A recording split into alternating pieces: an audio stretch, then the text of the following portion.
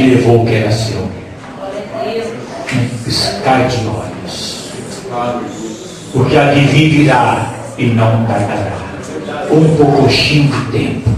Um pouquinho ele virá.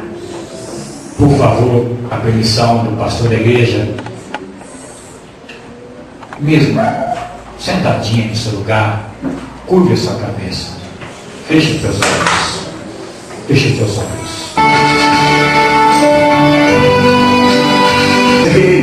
Esta igreja, o vulto de branco eu vi passar.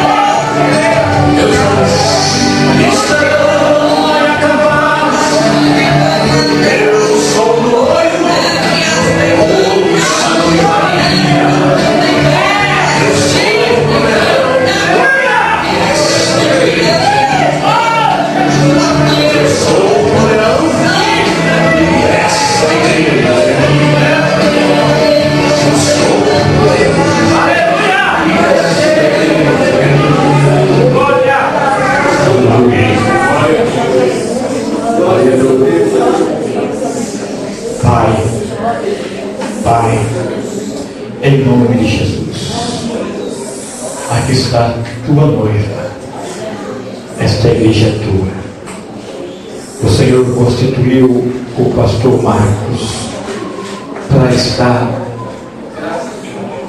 dirigindo esta igreja. Ele é o anjo desta igreja, Pai. Mas o dono dessa igreja é o Senhor. E o pastor Marcos não está sozinho. O Senhor está comigo, Pai. O Senhor está com esses obreiros. O Senhor está com esta igreja. Deus, em nome de Jesus, o Senhor me curou da cegueira. O Senhor me curou do derrame, um AVC que me deu, e também um derrame facial. Eu quero liberar, Pai, essas curas na vida das pessoas que aqui estão. Se alguém na família, Pai, tem problema de visão, eu quero declarar que está curados, sarados, porque está escrito em tua palavra, Senhor, que para isto se manifestou o Filho de Deus, para destruir as obras do diabo. Assim como o Senhor deu autoridade para a igreja, para curar os enfermos e ressuscitar os mortos, assim como o Senhor me ressuscitou quando eu estava morrendo, Pai, eu quero liberar também agora uma palavra de vida para minha irmã, para o meu irmão, em nome de Jesus. Que você saia daqui nessa noite com o seu coração transbordando do Espírito Santo de Deus.